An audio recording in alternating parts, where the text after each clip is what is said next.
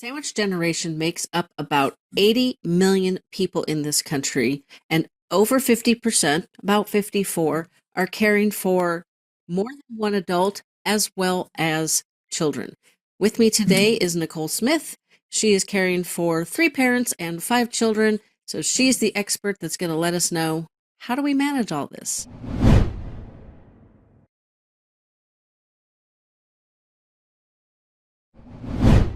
Thanks for joining us again, Fading Memories listeners. I'm your host, Jen Fink. With me today is Nicole Smith. She is a sandwich caregiver taking care of three aging parents, Lordy, that's enough, and five children. And she became immersed in dementia caregiving when her mother was diagnosed with Alzheimer's disease in 2021. So help me welcome Nicole Smith. Thank you. I'm excited to be here.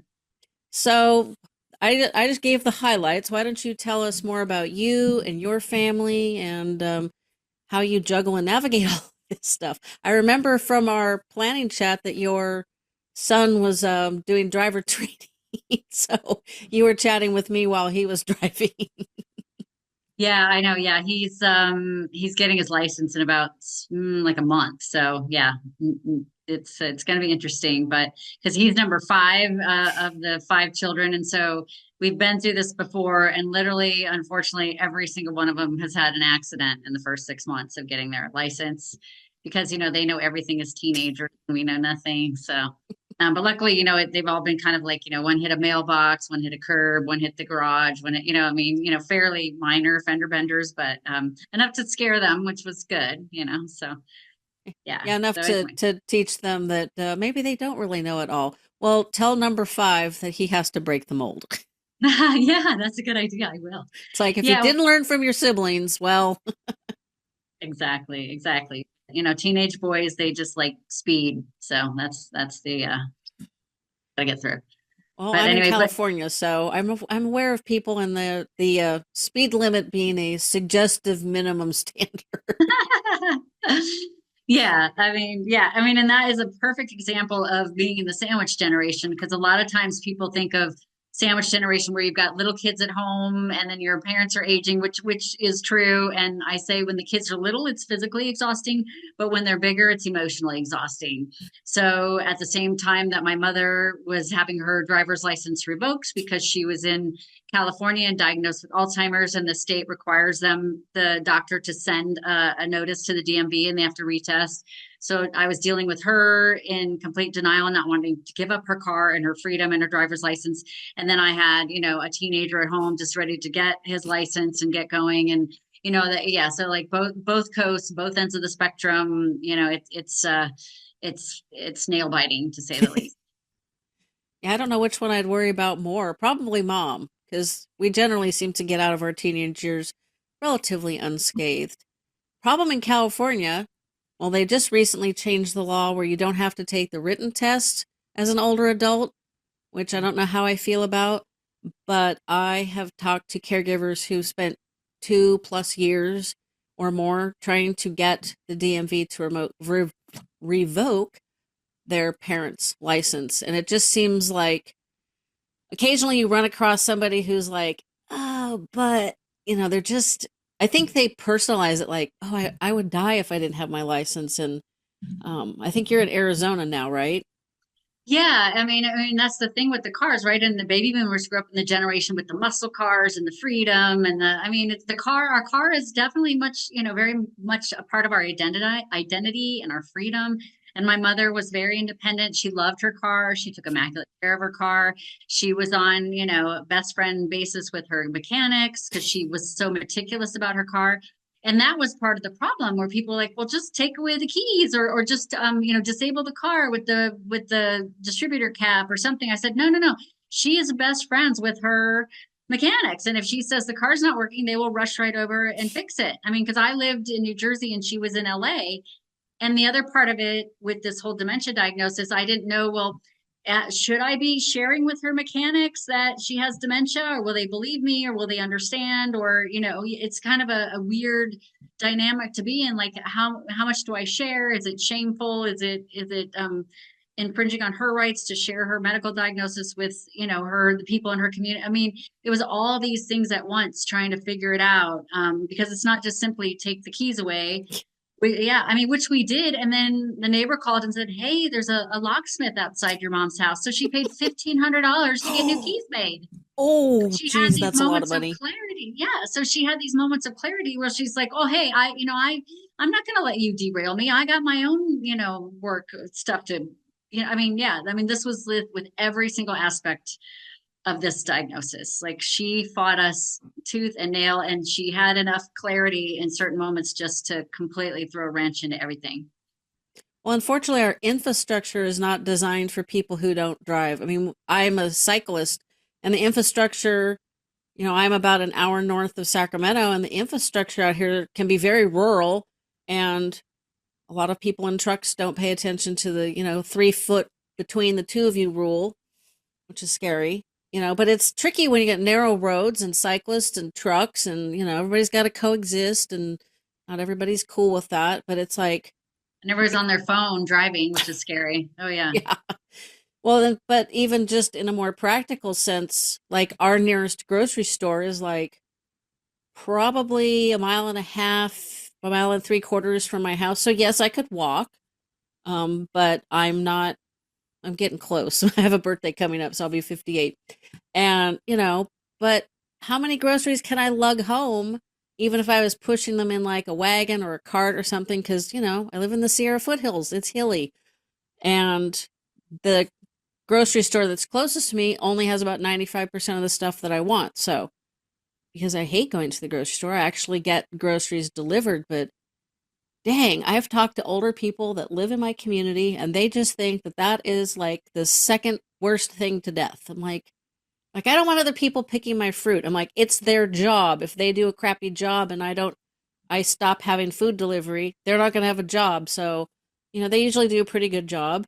And it saves me because the Safeway is like 20-minute drive.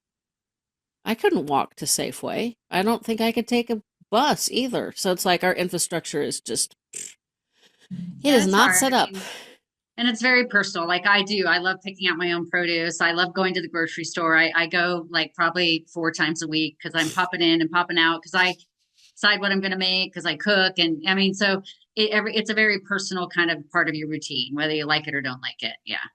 Yeah, well, I just plan the meals for the week and order what I need. And the hubby likes to stop at the local place for his beer. So, there's regular grocery trips, but the major one gets delivered either Sunday afternoon or Mondays. So I like it because it saves me, close to an hour of mostly driving.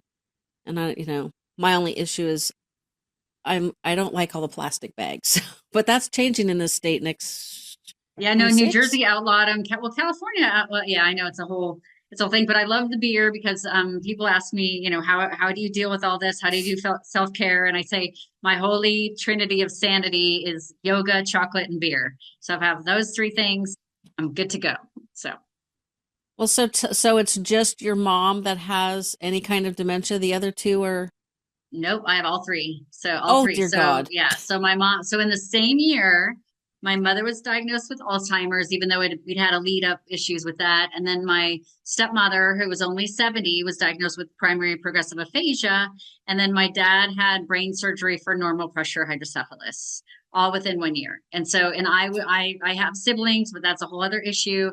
And so I was flying from New Jersey to Iowa, from New Jersey to California, New Jersey back to Iowa, back to down to Maryland, like, so I mean, yeah, it was a lot. And on the 5 kids at home, like luckily my husband had just retired, so he was holding down the fort at home.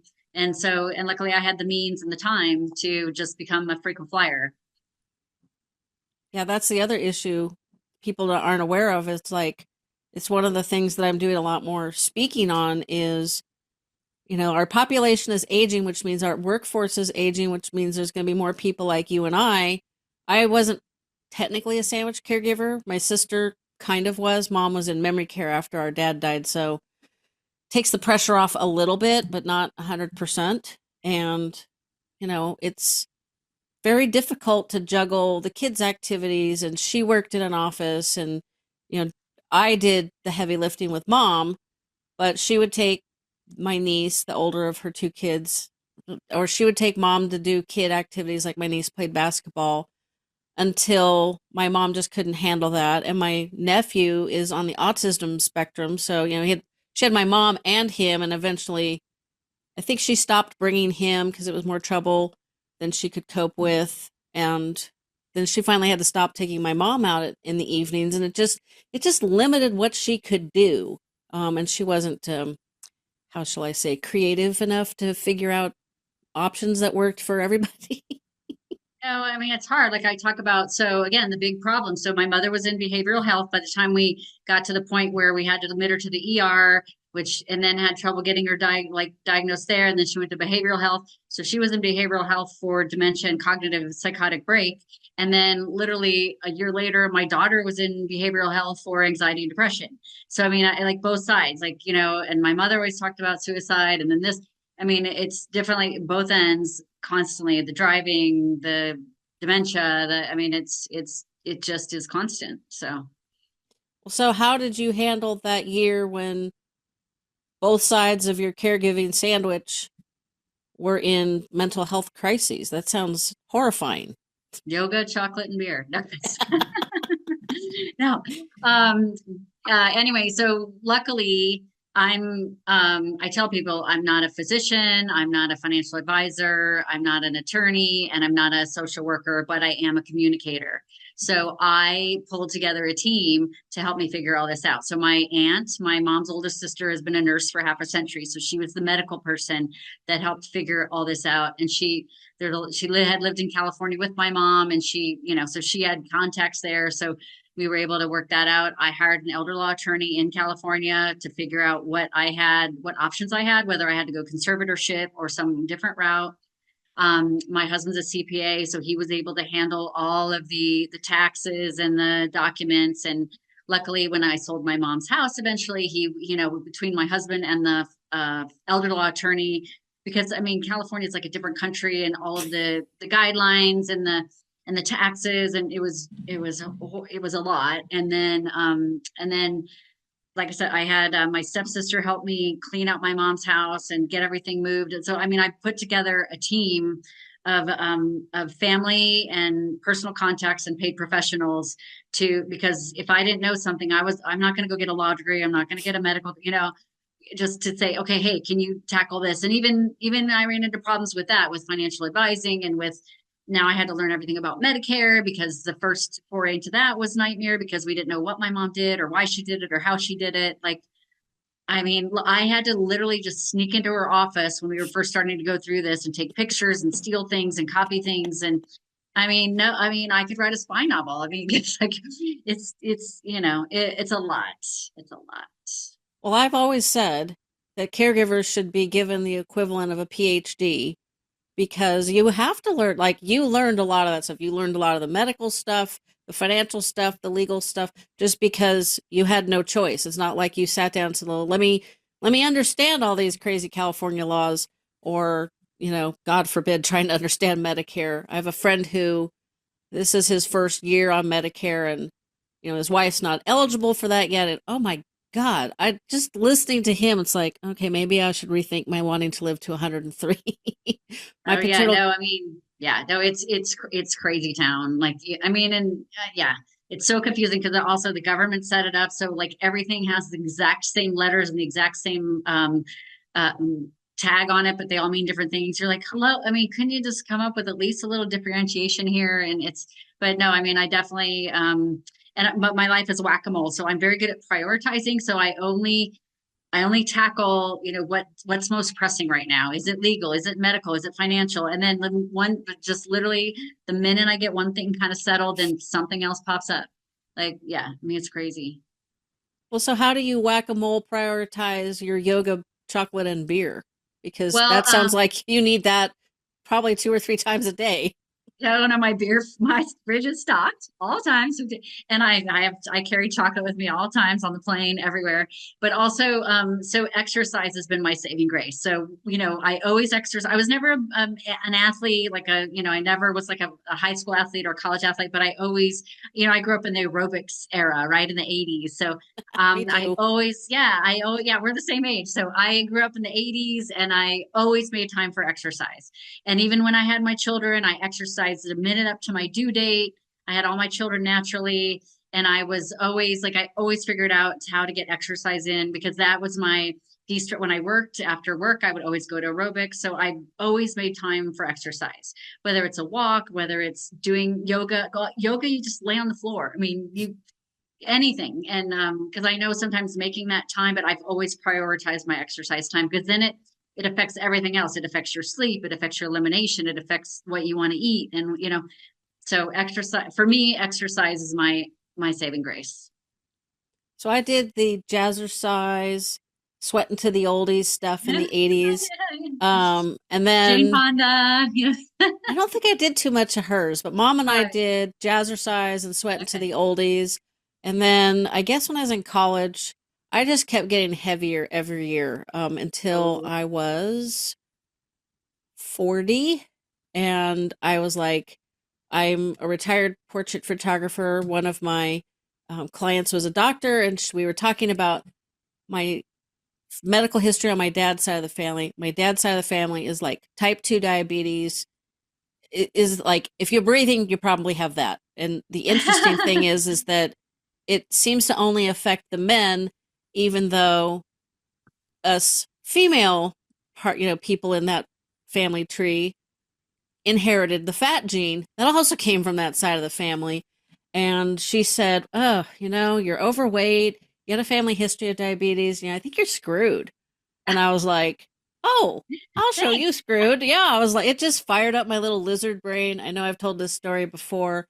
And I had tried different things on and off to, like I could lose weight, but I could never keep it off. And I was like, I do not care what I got to do to figure out what it is that I need to do to lose the weight. So I did my body. I like to joke if there's a famine, I'm going to win because I store things. Like most people I know can eat moderate amounts of fat, healthy fats. I got to be lean all the way, but I can eat more starchy carbs than most people. So it's just what I it know. It's is, like, yeah, yeah. So I finally found that path, and it started with exercise, water aerobics, and that was in 2006. So holy crap, it's been almost 20 Good for years. you. But yeah, Good I for lost, you. and I kept the most of the weight off with Good. menopause and caregiving and the pandemic. No, it is. No, it's hard. It's hard. Yeah. No, I mean, I definitely, now my big thing is P90X and Tony Horton, and I love those videos. And that's weights and balance and cardio and all that stuff. So I definitely, I change my routine every couple of years and try something new just to keep things interesting, keep the body moving in a different way. But I definitely, that is my go-to is exercise. Yeah, I find if I don't do some sort of movement, like I have twice a month, I have a meeting at 9 o'clock in the morning, which pretty much is either at the end of the workout or, I'm not generally camera ready for a meeting at 9 o'clock on any given day because that's just not how I run my life. And on those days, I get up a little bit earlier and I'll do either 30, excuse me, 30 minute like easy flow yoga, or I like to do um what is that called? Um Not motivate, it's movement. It's like mobility. There we go. It was an M word. And that's kind of a combination of strength and stretching, which Oh, feels really nice. good. So I belong to the cult of Peloton. I actually was at a Okay. conference in New Jersey Oh. in the end of September of 2024, and um, to get from, and maybe you know this, I don't know, to get from Northern California to the East Coast and not have to stop in Denver, which is like the sinkhole of airports. I went through Denver once, 5 hour flight to get to the East Coast. I got stuck in Denver for 6 hours. So for this conference, I'm like, I do not care. Red eye is fine. I'll fly, just don't fly me through Denver. I don't have time for that crap. And I took a red eye, got to New Jersey at like 8 o'clock in the morning and said, okay, parked my suitcase. And I went to the Peloton studio and to my former um, love B&H Photo Video, but I didn't see the Statue of Liberty, so I have to go back. Okay. It'll be there. Yeah. Better be. It was raining and gloomy, and it was like I had like 5.5 hours on my way home. I was like, if it was 6, I'd do it, but 5.5 hours starting to cut really tight. One little glitch in the timeline, and I'm stuck in New Jersey, and I got stuff to do this coming week. So I opted. I'm like, well, photographically, it's not gonna be that great, so I'll just go next time. So yes, but I have to. You have to find something that resonates with you for exercise. Like my sister's a spin instructor, 24-hour fitness, all, she loves it. I went for like 20 minutes and I'm like, you're great at it but I hate spin. Like I hate it. Like I've done swimming, I've done, but you have to find what you like because then you're more likely to do it. And when my kids were young, I joined the Y or a gym where they had a daycare. So I'd put the kids in the daycare and I'd get my workout and we were all happy and we came home. And then, but now since, everybody's out of the house or mostly, I love to work out at home. I have the self motivation. So then I don't have to travel to the gym. I don't have to pay a membership. I just plug in my DVD or drop down on the floor and start doing my yoga. It's, ages and stages. Yeah, well, definitely being able to motivate yourself to work out at home is something caregivers should like a skill they should build up. Just, there's like yesterday, I was like, oh God, I just really don't feel like doing this today. And it's like, I will do Monday, Wednesday, Friday, I will do the bike and weights and stretching. And then Tuesday, Thursday is probably just cardio, maybe bar, kind of depends on what I've done. I mix it all up, but I also do outdoor cycling, which I mentioned earlier, paddle boarding when it's not cold outside, walking because I have a DOG. Yeah. She, so it's a good skill to learn, and you don't have to do an hour of yoga or hour of Right. cycling or whatever. 10-15 minutes of something is it's actually just as beneficial, if not more so, because you're going to do it. So And it prevents dementia. yeah, that too. Well, that's what they say. They still don't know what causes dementia, why it happens, how to cure it. They know nothing. I mean, they're spending gazillions of dollars in the pharma industry to try and find out. But movement, so moving anything, movement and socialization are your two key factors to preventing dementia. And dementia symptoms will start to present when you're in your 60s, but in your 40s, your brain is starting to change. So dementia begins in your 40s, and you're not guaranteed of getting dementia, but the brain changes begin in your 40s, and that's the time to make a lifestyle change if you haven't already. Well, that's about when I did mine. So I went on my weight loss journey to prevent type 2 diabetes and then later discovered that, wow, I did my brain some serious favors. So, obviously I maintain all that. And it's funny because the personal trainer that I had at the time was like 13 years older than me. And she was very big on maintaining balance. And one of the ways you do that was through weights. And I think I mentioned that I was like plateauing, and she's like, you burn more fat sitting on your butt if you put on lean muscle, and you only put on lean muscle pretty much if you do weights. I'm like, okay, fine, I'll try weights. Do I like weights? Yeah, No. But I like, I have, adults. well, I have two knees that are like rusty hinges, and, it's not fun. And after a year of really working on strength and balance, I noticed that the rusty hinges of my knees weren't so bad. So they're still not great, but I can do things now that I couldn't do like 18 months ago. So it's like, Well, oh, I blew both my ACL skiing and my knee. So, I mean, I wasn't a big athlete. I wasn't a skier, but I gave it a go. And then they put my bindings on too tight. And so I lost, but I never had them operated on. And I just keep my quads really strong. And I didn't play tennis so much after that, but I'm like, there's other sports, again, I'm all about variety and just working with what you have. So definitely. so how, what, so we talked about your prioritizing movement. Mhm. How do you prioritize your chocolate and your beer? That's just I'm Yeah. about to kill somebody. I better have a bite of chocolate or some beer. Is that how that works? Because No, that's how it no. works for me. Well, no, I I don't, don't know. I I don't mean, drink. It's just finding little bits of enjoyment in your day. So whatever that is to you, if it's take, I'm a big reader too. If it's taking 20 minutes to read a book, if it's taking 20 minutes to walk, if it's taking 20 minutes to walk your dog, or we're not pet people. So I had a lot of kids. I didn't want to take care of any pets.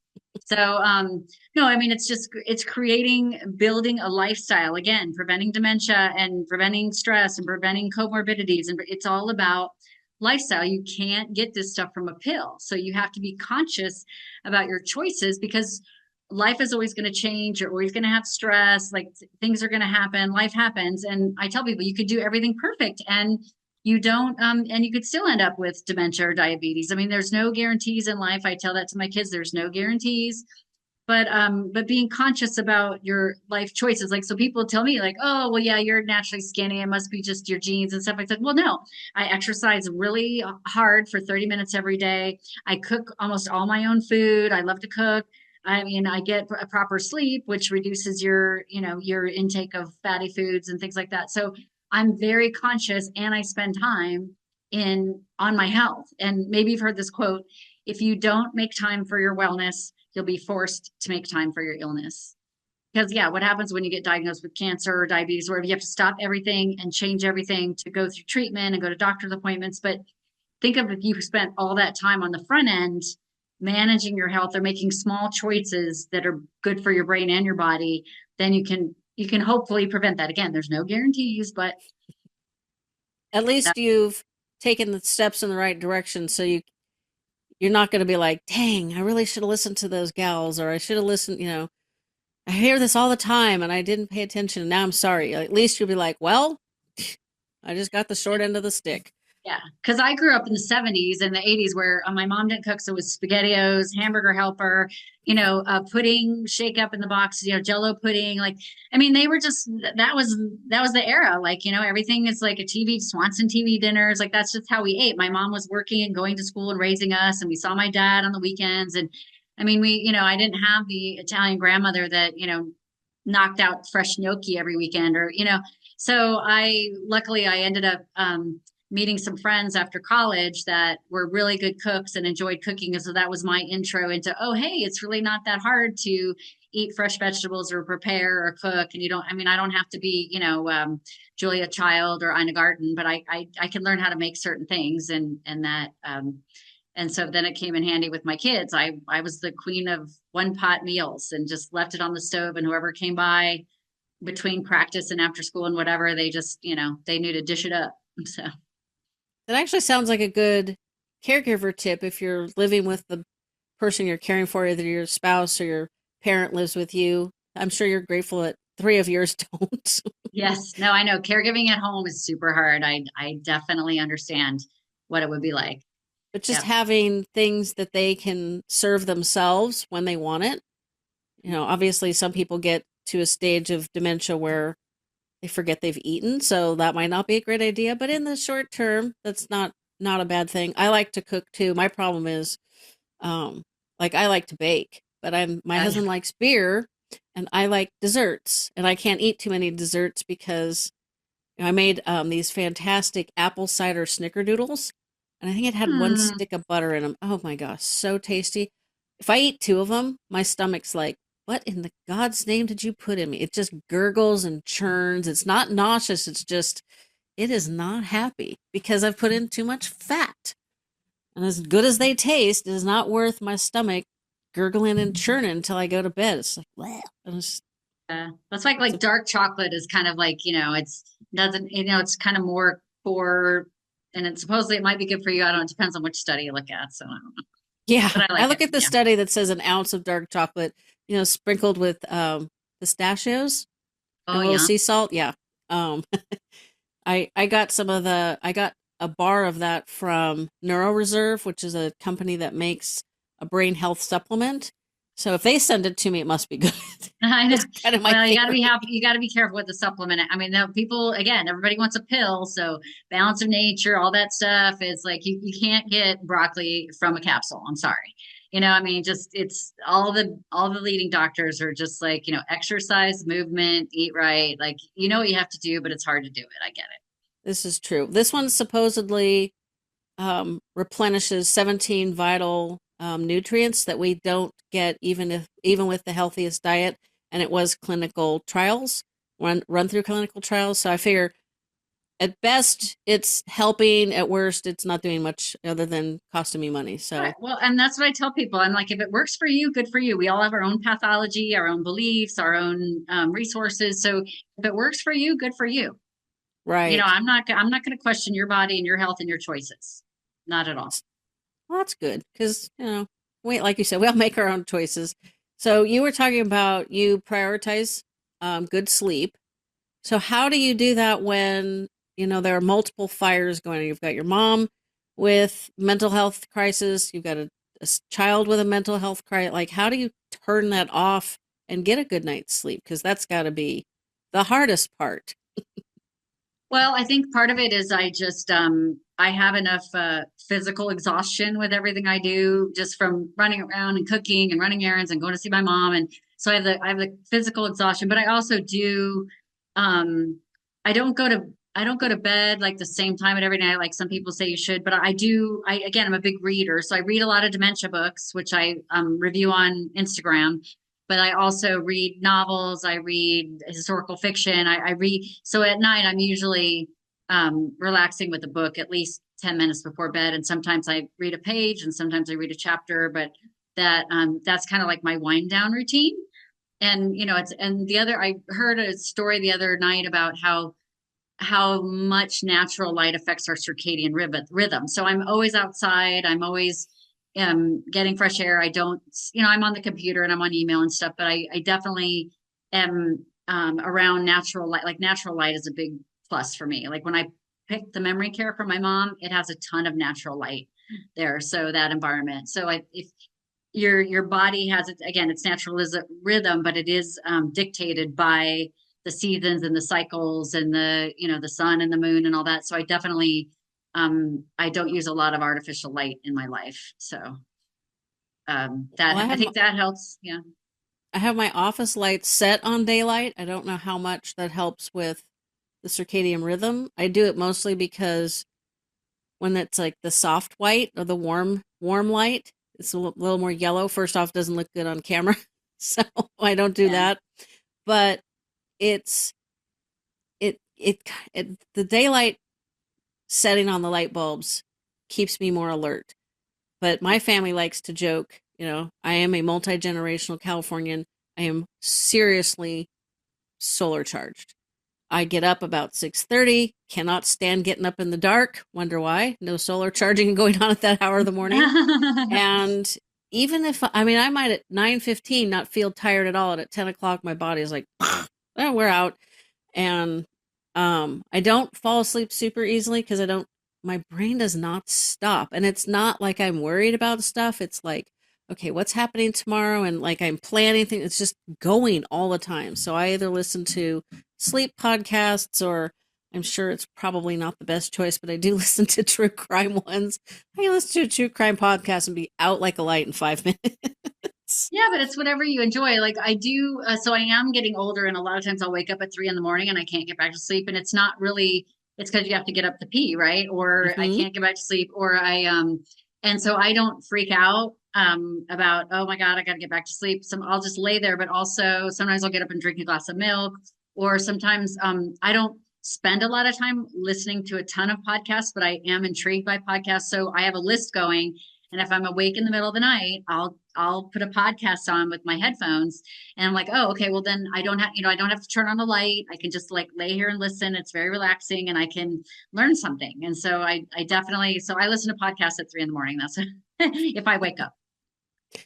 I find the melodic, rhythmic tones of speaking, especially if you listen to like the Dateline or the 2020 True Crime podcast, because obviously they are trained voice actor Yep. type people. And, it's just, it's like, seriously, like 5 minutes, I'm just gone. There is a good podcast that I do like called Nothing Much Happens. It is a sleep podcast, and her theory, and I buy into this 100% because I'm right there. What she's talking about is your brain needs a place to park, it needs a place to rest. And if you don't give it a place to rest, it's going to just wander all over the place, and it's going to think about your schedule tomorrow and what's happening this weekend, and is it going to rain, and get away, am I going to be able to go on the bike ride this week with the club, and it's just like, shut up, like, just stop. Right. Well, that's where a mantra can come in and help. If you have, I do have like a mantra that I've memorized years ago, and sometimes I'll try that. And if it doesn't work, then I'm like, well, I'll just listen to a podcast. I'm not gonna, but, and let me just do this. This is a good opportunity for me to plug the Daughterhood podcast. So Yes. daughterhood.org, Daughterhood has a podcast, and Roseanne, who runs it, like her voice alone just oozes with calm. And she was a caregiver for her mother, and daughterhood.org. And it's a free online support network for anybody, daughters, sons, spouses, anybody going through anything related to aging and caregiving. And it is amazing. And I lead one of the daughterhood circles once a month on a Monday night. But they're I like always, it's like I've talked about them in the past, but it's been a while. So I like to highlight other caregiver podcasts because I'm on once a week. A lot of them are every other week. And so you need at least 7 so that you can get your daily fix of advice and inspiration. That's my theory. There's plenty of other podcasts to go around, like, oh, please, you don't need to listen to the news and the political ones. right. And That's not going to help Roseanne your is, brain. yeah, Roseanne issues one a month, and it's all usually PhDs, MDs, and but all, she covers grief, she covers caregiving, they cover science, they cover dementia, you cover, and then we have topic experts on the circles, which are separate, but we have elder law attorneys, so it's a combination of experts and authors, but then also the circles are resources, but also just the login and just cry and share your advice or get some advice, and it's just kind of literally a support group online. It's really good. I'll make sure to put that website in the show notes so people can check it out. I think I'm going to have to go back and check it out again myself. So let's see. Yeah. We talked about prioritizing your sleep and your exercise. How do besides eating properly and prioritizing sleep and movement, how do you like handle it when you've got multiple fires going on at once and you're not sure which one to put out? Like, that's so stressful, and we know stress is toxic to our brains. So how do you navigate those moments, or a day or hours, whatever, of holy crap, I can't do this anymore? Like, you want to No, run away, but that's obviously not going to solve the problem. well, that's where your team comes in. So you have to build your team. So when we were dealing with all of this, I had my aunt, her older sister was the nurse. Like, we would talk every 2 or 3 or 4 times a week, because I got to talk to Nancy. I got to talk to Nancy, because she was handling the medical, but she was also emotional. And we were talking about, what's happening now, or what did she say? And we would tag team. Like, she lived in Maryland, I lived in New Jersey, mom was in LA. So she would go out, and then she would come home, and then I would go out. And then we were like, meanwhile, my sister lived 10 minutes away, but she was just like, I'm not dealing with this. So, okay. She had a job and 2 kids and whatever, but anyway, and it's better now, but anyway, but no, I was willing and able to do it, and Nancy was willing and able to do it, but I would talk to her all the time, whether it was about anything or just to be like, oh God, I'm freaking out, or what's going to happen, or how do we deal with this? And then, like I said, both my husband and the elder law attorney, when I had to sell the house, and I was just terrified of, there was a gazebo in the back of my mom's house that had been there forever. And the realtor's like, that the gazebo has to come out. It had a hot tub and everything. I'm like, she's like, we got to get rid of that. It'll up the value. And I'm like, there could be dead bodies under there. I'm like, I don't want to get rid of this. I don't know. This house has been around for 100 years. I'm like, I don't know what's there. I don't want to deal with it. She's like, no, I will deal with it. So the realtor, she was my mom's neighbor. She cared about my mom. Also, she knows how to sell a house. Like, and they have, her and her husband have been in business for decades. So like, all right, she's like, no, I'll take care of it. And then, my husband and the elder law attorney went through every single document when it came through, because California, you have to sign this and this waiver and that waiver and this, and then, I was getting DocuSigns like spamming my mailbox, and I was terrified. But my husband, he was a CPA, but also he would read 80-page contracts in his sleep for his work. So so I had the legal eye, the accounting eye, and so I was like, okay, you guys deal with all that. I'll sign it, but you deal with it. And then, my dad with the whole, I had to fly to Iowa and learn everything about the legal system in Iowa because it's different there. And yeah, I mean, so you have to build a team so that you can delegate and also just have someone to bounce your frustration and your pain and then if that doesn't work, drink a beer. So Well, I can or relate wine, to the dead bodies because when we sold my parents' house, we sold it during COVID. My mom passed away at the start of COVID. My dad passed away 3 years previous. So we sold her house, and there we were the only family that had ever lived there. So the dead bodies were all pets. And we did Oh, point out the general areas that we knew certain pets had been put in, but we warned the family that we weren't sure where all of them were. well, but And that's normal. I mean, yeah. So yeah, but it's just funny. Like you don't think of these things. Like I'm sure my parents never considered, selling the house and having to explain that this poodle's here and that cat's there. oh, Just never crossed their mind. But more importantly, if you have siblings that aren't helpful, which sounds like you at least had one of those. I had one. I only have one sibling and she wasn't always helpful. Or if you're an only child like my husband, how do you, because I have my advice on putting together a team, but I want to hear how you would suggest somebody who's either solo caregiving or dealing with family members who aren't cooperative, which kind of puts you back in the solo caregiving. How do you suggest they go about putting their team together? Because that is the thing that I try to pound in people's heads. Like, you cannot do this alone. Don't no, I don't want to hear your excuses. Nope, nope, nope. This is how you put your team together. right. So, number one, you are not alone. Know that you are not alone. So just acknowledging that fact that you're not in a vacuum, you're not in alone. There's 50 million people in the same exact spot you're in. There are so many caregivers out there. So things like Daughterhood, Lisa's Care Connection, We Are HFC. There's all kinds like this whole industry is exploding right now because of the baby boomers. And so Yep. some are just starting out, some are more established, some are a little bit sketchy, and some are very reliable. So that's what I put in my book. I put in all the things that I found helpful, whether it was reading Dementia with Dignity, or I went to the library and I found out they have like these like um what do they call them? They called them like topic bags, where they would create a book bag in the library, my library, where it was all on a specific topic. And so I said, "Oh, well, do you have a dementia bag?" And they're like, "Yes, we do."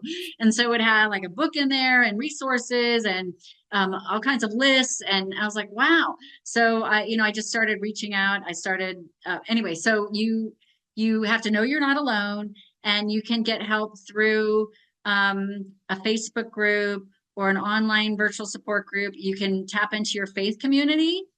A faith community, you can do AARP, you can do the YMCA has memory cafes, death cafes. Like there's a whole network, your local area agency on aging. But I would say, I wrote an article about this. Find one person that is your go-to person, whether it was my aunt or my husband, or you have a best friend. Like a lot of us are going through this right now. So, I mean, I bring up dementia within 30 seconds of talking to anybody, and they're like, "Oh, my grandma, my mom, my aunt." Like, people, and I'm not afraid to talk about it. I like my friend said I shouldn't put dementia in the title of my book, and I'm like, "Oh my God, that's exactly why I'm putting dementia, because it's the D word. You used to not be able to say cancer. Now people don't want to say dementia because it's unknown, it's fearful, it's shameful. It's like, am I going to get it? So people are afraid to talk about it. That's why I'm not afraid to talk about it. So you I have need to to, yeah, go ahead. I have to point out Dementia with Dignity is one of my favorite books and I've read a ton because I have people like you that are authors on my show all the time.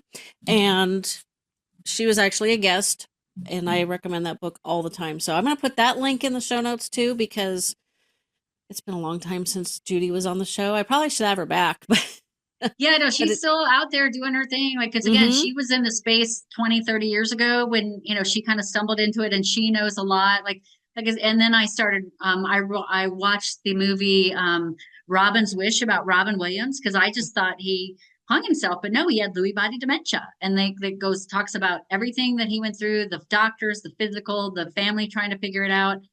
So, and I also tell people it's like you need to pay attention to your elders, whether it's the neighbors or the the kids or the coworkers. Like people that are close to these people are the ones that are going to catch it. But if you don't, it wasn't on our radar.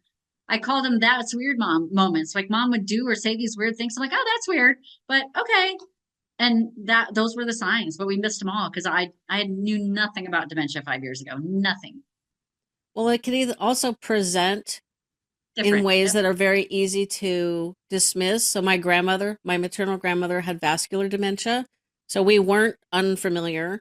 And my mom was in her mid 50s and she started we had a 1 hour photo lab, portrait studio together, and she would take orders from clients and not write down instructions or due dates or other useful information. And we would do photo restoration. So sometimes it was a work envelope stuffed full of somebody's cherished family photos, and you're like, what the heck am I doing for Nicole here?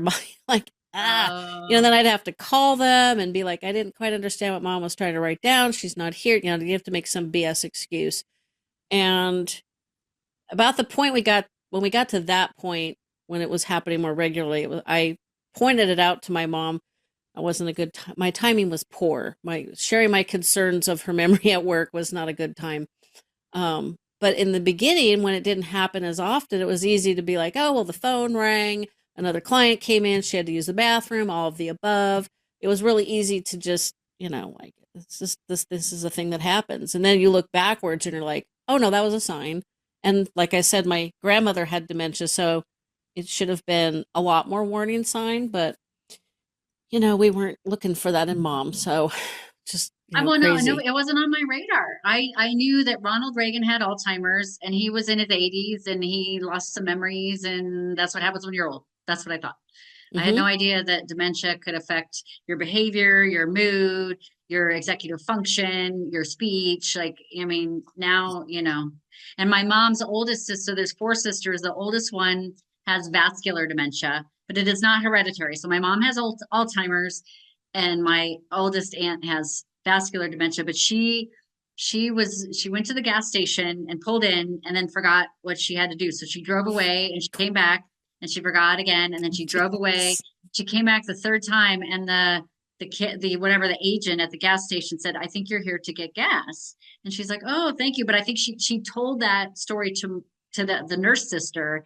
And then they were like, okay, something's got to get here. We got to, and then, her kids, she had 8 kids and they're wonderful and they all rallied around her. But she's still alive, but she's definitely progressed. So.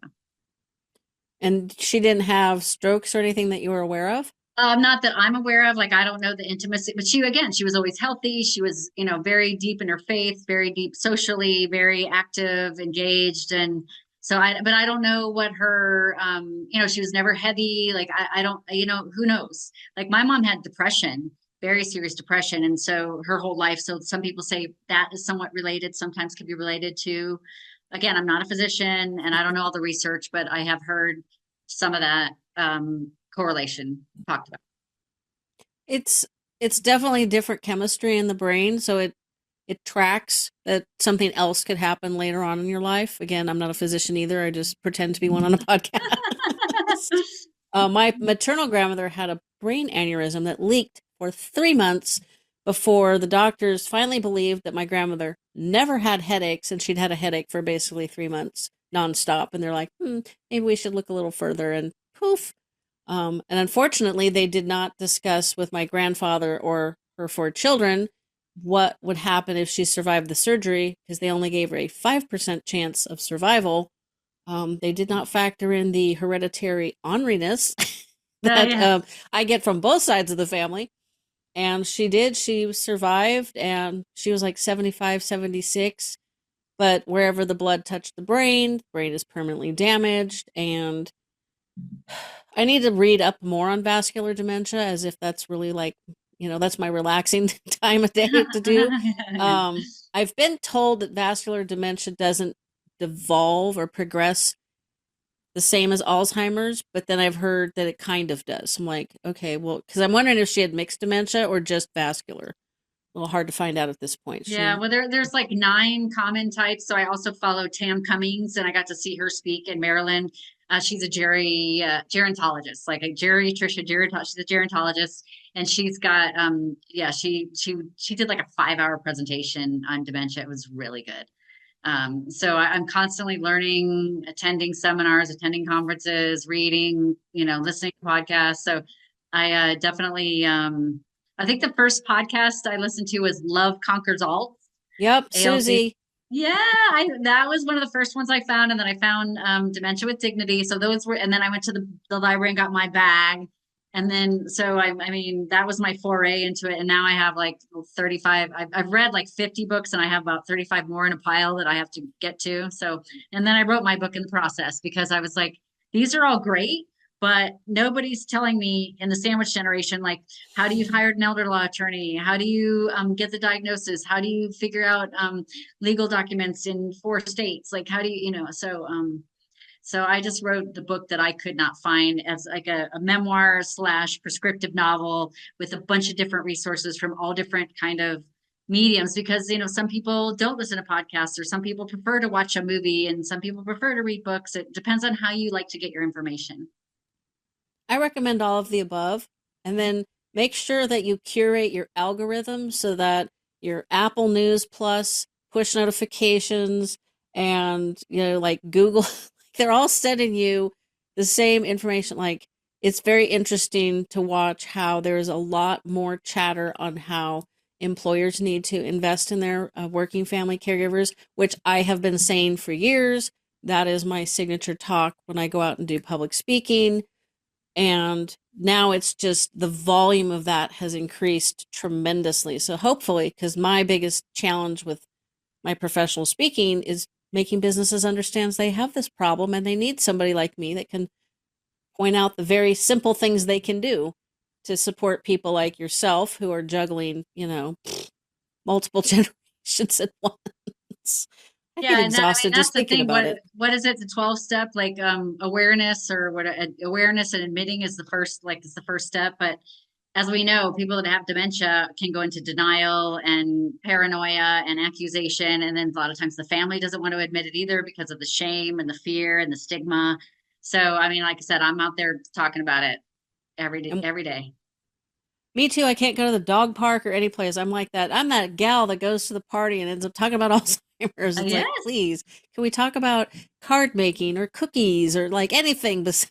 But no, that's my lot in life. I'm trying to help a gentleman that lives alone in our community who was recently diagnosed with Alzheimer's. He's in denial, and he, you know, not really sure what he heard from his neurologist. I'm hoping what he's saying the neurologist said is not true, because I might have to help that guy, you know, learn a few things, because this gentleman is in serious denial. And I'm trying to train the people around him, like how to talk to him. Like, yes, he's going to say things that are wrong and they're frustrating. You're going to want to correct him, and don't do that because you're just going to cause a fight. And all of the things that I do with the Alzheimer's Association, for the community education I do, now I get to do it at the dog park. I know, like, I mean, it's just kind of a calling, right? Do you know Deb Hallisey from Advocate for Mom and Dad? That She's name really sounds good. familiar. Yeah, We so must. she's in New Jersey, and she said, so I forget what her career was. She was in some sort of career, and she was kind of in between positions, and she would go to these party or whatever networking events and talk about her career, but then someone would say something and she's like, "Oh, well, but I'm caring for my aging mother, and I have this little website," and then she said everybody like perked up and was like all ears. And so then she just literally did that full time. She just went, she created, and she was a big proponent of the film Wine, Women, and Dementia by Kitty Norton. Do you know? Yeah. So she hosted like 4 screenings, and yeah, that's another great movie. Wine, Women, and Dementia is another just great, funny, caregiving at its core. Definitely. So, what is the name of your book for the people who are watching the Oh, yeah. YouTube? So It's the it's yeah, Diagnosis Dementia, Your Guide for Elder Care Planning and Crisis Management. So it talks about dementia, but it also talks about just elder care planning, and paying attention to the mail, the email for scams, and paying attention to the driving, paying attention to the cooking and the food and the environment, and paying attention to the finances, whether it's bills coming in or emails, or it's a lot. I mean, it's a lot. So, but I Yep. cover all that stuff, and I tell the story of my mom, and then my dad, and then my stepmom, and then my brother, my sister, my stepsister, like all the dynamics. I mean, it's you just can't make this stuff up.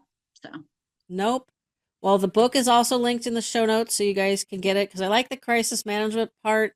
Like Nicole and I have both said, we've read way too many books, and each one has pros. I have yet to find a book that some of them don't speak to me, but that's fine because they're going to speak to somebody else.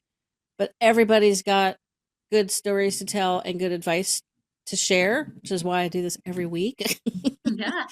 Because you say things and I'm like, oh yeah, I remember talking to that lawyer about that, and that. Like I could go off on tangents on a bunch of stuff that you said, but you guys should just go to the back catalog and pick up wherever you need. If you got, I've got lawyers and doctors and researchers and hundreds of caregivers that have been there, done that. Maybe Do you someday. know, Go ahead. yes, do you know altsauthors.com? So alt Yep, ALZ. they Yeah, are so my I'm part favorite of, resource. yeah, so I'm on Alts Authors as well. Yeah. I just did a second interview with Marianne Shuko. Actually, we recorded that yesterday, so her episode is probably last week's episode if I do things in the order that I generally do them. So, Nice. That's good. Yeah, no, yeah, they're wonderful. Yeah, yeah. There are resources, that's what I'm saying, but there's, you're overwhelmed already and you don't really want to know, like you don't know where to turn, what to look at. So just kind of starting somewhere and finding a person to help you because you need it. that's a really good thing. Start somewhere, find somebody to help you. That is perfect. That's the perfect nugget of advice to end on, because I want you guys to think about that one. It's not that hard. We just have to be a little bit vulnerable, and it'll pay off more than you could ever imagine. And I think Nicole and I can definitely attest to that. Absolutely. And you're not alone. That is true. So thank you so much for sharing the story and advice with my listeners. I almost said guests. They're kind of guests. And good luck on the book sales. And I hope to join you someday soon in the Alls Authors realm because I'm trying to make time for my book. I just Yeah. need more hours a day. Yeah, no, but the podcast is huge. I mean, because like I said, everybody gets their information from different sources and we're all here to help. Yep. Well, thank you so much and have a fantastic afternoon. Thank you.